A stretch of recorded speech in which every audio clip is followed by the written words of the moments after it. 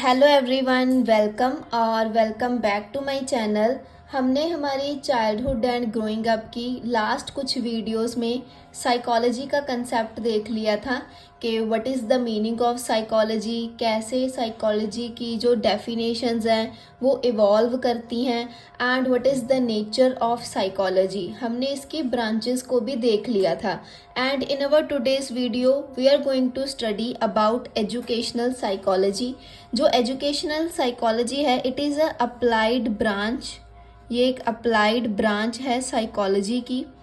तो ये जो एजुकेशनल साइकोलॉजी वर्ड है it is the combination of two words, education plus psychology.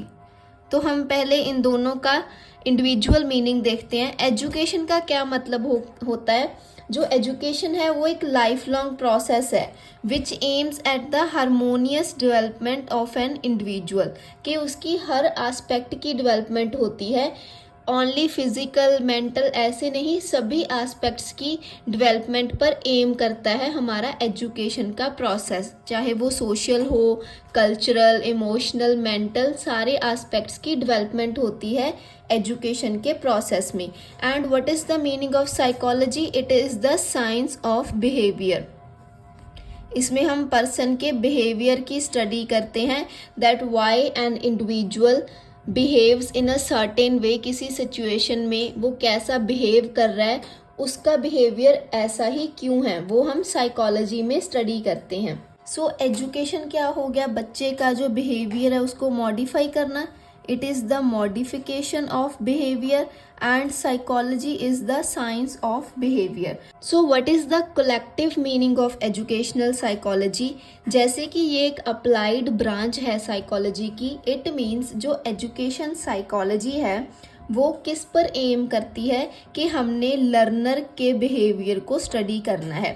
जो हमारा टीचिंग लर्निंग प्रोसेस होता है, लर्निंग का प्रोसेस होता है, उसमें बच्चे का बिहेवियर कैसा होता है, वो कैसा बिहेव करता है इंडिविजुअली या फिर ग्रुप में, वो सारी चीज़ें हम एजुकेशनल साइकोलॉजी में स्टडी करते हैं। जो हमारी मॉडर्न एजुकेशन का कंसेप्ट है वो किस चीज़ पर एम करता है, that the harmonious development of a child. इसमें क्या होता है कि टीचर का या फिर स्कूल का टास्क होता है कि वो एक ऐसा creative and supportive environment create करें बच्चे के लिए ताकि उसकी पर्सनैलिटी की डेवलपमेंट कम्प्लीटली फुली हो सके। This is the modern meaning of education, कि वो बच्चे की harmonious development of his personality, उस पर उसका ध्यान होता है, फोकस होता है। तो जो मॉडर्न मीनिंग है एजुकेशन का वो किस पर डिपेंडेंट है, नॉलेज ऑफ साइकोलॉजी। जब हमें साइकोलॉजी की नॉलेज होगी कि हमने इस तरह बिहेवियर को स्टडी करना है, तो मॉडर्न एजुकेशन का जो कंसेप्ट है वो साइकोलॉजी की नॉलेज पर ही डिपेंड करता है। It depends on the knowledge of psychology.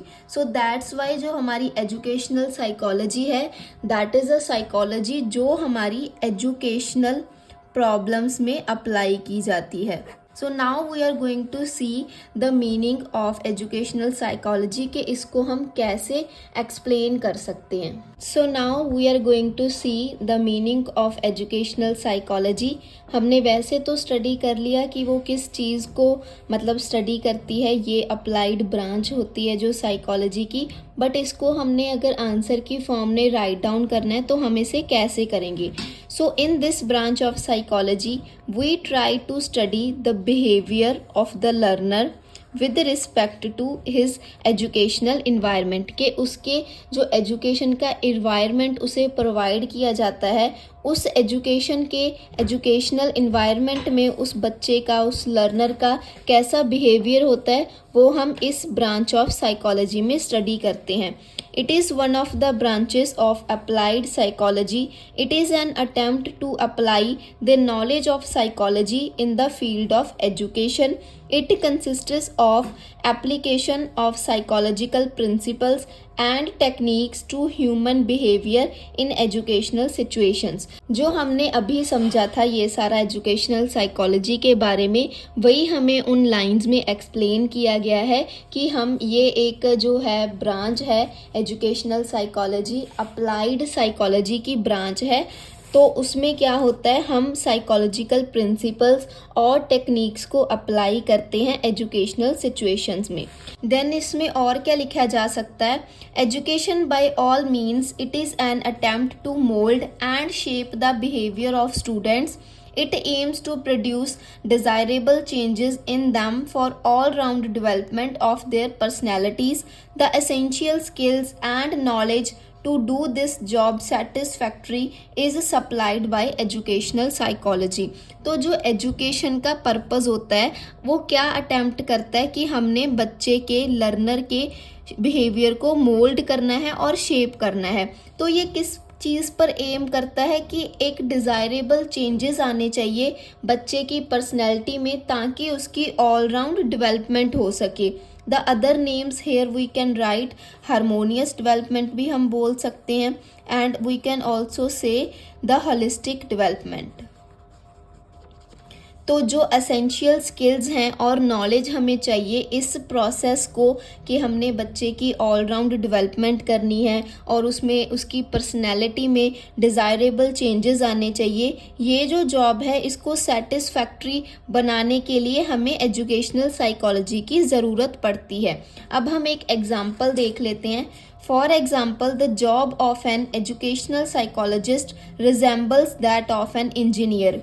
तो अगर हम एजुकेशनिस्ट की बात करते हैं, उसकी जॉब किससे रिलेट करती है, रिजेंबल करती है एक इंजीनियर की जॉब से, who is technical expert and supplies all the knowledge and skill for satisfactory accomplishment of a job like construction of a bridge. तो इंजीनियरिंग की जॉब, इंजीनियर की जॉब कैसी होती है, वो एक टेक्निकल एक्सपर्ट होता है और अपनी जो नॉलेज और स्किल है उसको वो सप्लाई करता है अपने टास्क को अकम्प्लिश करने के लिए, जैसे कि उसने एक ब्रिज की कंस्ट्रक्शन करनी है। तो इन द सेम वे जो एजुकेशनल साइकोलॉजिस्ट होता है who is expert in the field of education, वो जो एजुकेशनल साइकोलॉजिस्ट होता है वो एजुकेशन की फील्ड में एक्सपर्ट होता है, उसकी एक्सपर्टीज़ होती है इस फील्ड में, supplies all the information, principles and techniques essential for understanding the behaviour of people and desired modification in his behaviour. तो जो एजुकेशनल साइकोलॉजिस्ट होता है वो अपने प्रिंसिपल्स, टेक्निक्स और इंफॉर्मेशन को सप्लाई करता है, जैसे इंजीनियरिंग कंस्ट्रक्शन ऑफ ब्रिज के लिए अपनी नॉलेज को अप्लाई करता है, सप्लाई करता है। देन जो एजुकेशनल साइकोलॉजिस्ट है वो बिहेवियर को स्टडी करने के लिए, अंडरस्टैंड करने के लिए जो अपनी इंफॉर्मेशन है उसको अप्लाई करता है। Then what about the definitions of educational psychology? According to Skinner, educational psychology is that branch of science which deals with teaching and learning. तो एजुकेशनल साइकोलॉजी हमें वर्ड से ही वैसे तो क्लियर होता है कि जो हम साइकोलॉजी कहाँ पर अप्लाई कर रहे हैं, एजुकेशनल प्रोसेस में, एजुकेशनल प्रॉब्लम्स में। तो स्किनर क्या कहते हैं कि एजुकेशनल साइकोलॉजी एक ऐसी ब्रांच है साइंस की जो टीचिंग और लर्निंग के साथ डील करती है। इट इज़ बिकॉज कि इसमें जो हमारा टीचिंग लर्निंग का प्रोसेस होता है, जो टीचर है वो एजुकेशनल इन्वायरमेंट में बच्चे के बिहेवियर की स्टडी करता है। According to Crow and Crow, educational psychology describes and explains the learning experiences of an individual from birth till death. तो crow and crow educational psychology को कैसे एक्सप्लेन करते हैं? वो कहते हैं कि एजुकेशनल साइकोलॉजी डिस्क्राइब करती है और एक्सप्लेन करती है लर्निंग एक्सपीरियंसेस को जो एक इंडिविजुअल अपने बर्थ से लेकर डेथ तक उसके लर्निंग एक्सपीरियंसेस रहते हैं। Then in the words of Trow, educational psychology is the study of psychological aspect of educational situations. जो हमने अभी तक एजुकेशनल साइकोलॉजी का कंसेप्ट पढ़ा है उन्हीं सारे कंसेप्ट में से ये तीनों डेफिनेशंस निकल कर आती हैं। तो ट्रो क्या कहते हैं कि जो एजुकेशनल साइकोलॉजी है वो साइकोलॉजिकल एस्पेक्ट को स्टडी करती है जो हमें एजुकेशनल सिचुएशंस में देखने को मिलते हैं. So that's all for understanding the meaning of educational psychology. इसमें हमने क्या क्या देखा, जो मेन क्रक्स है इस बात का, जो एजुकेशनल साइकोलॉजी है वो एक ऐसी ब्रांच है साइकोलॉजी की जिसमें हम लर्नर को या लर्निंग प्रोसेस में जो एक प्यूपिल होता है, स्टूडेंट होता है, उसके बिहेवियर को हम स्टडी करते हैं. And it is the task of teachers या फिर स्कूल का टास्क होता है कि वो बच्चे को सपोर्टिव लर्निंग इन्वायरमेंट प्रोवाइड करें जिसमें जो उनकी पर्सनैलिटी है उसकी हारमोनियस डेवलपमेंट हो सके. So that's all for the concept of educational psychology. इसकी हमने कुछ डेफिनेशंस भी देखी हैं. हमने स्किनर की डेफिनेशन देखी, हमने क्रो एंड क्रो की डेफिनेशन देखी एंड हमने ट्रो की डेफिनेशन देखी. इसमें से एटलीस्ट आप 2 डेफिनेशंस लर्न कर लीजिए, उससे आपका जो कंसेप्ट है वो अच्छे से हमें समझ आ जाएगा. And it is very important कि जब हम कोई भी आंसर अटैम्प्ट कर रहे हैं देन अगर हम डेफिनेशन को लिखते हैं तो बहुत अच्छा, मतलब it is an impressive way of presenting our answer. And in our next video we are going to cover the nature of educational psychology. If you have any problem in this video then please ask me in the comment section and stay tuned for another educational content.